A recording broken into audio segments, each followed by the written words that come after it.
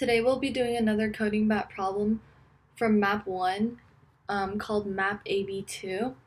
The problem reads, modify and return the given map as follows. If the keys A and B are both in the map and have equal values, remove them first.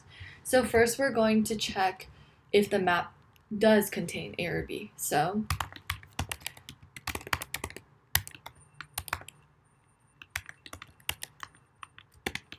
And if it contains the key B.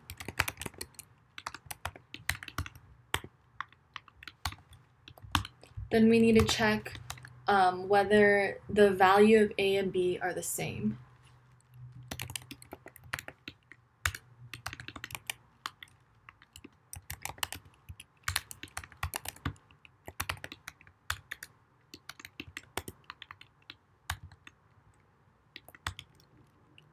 And if it is the same, then we need to remove both A and B.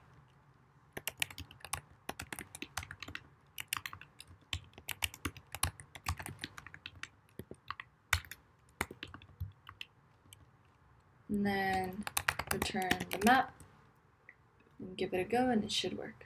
Thank you for watching.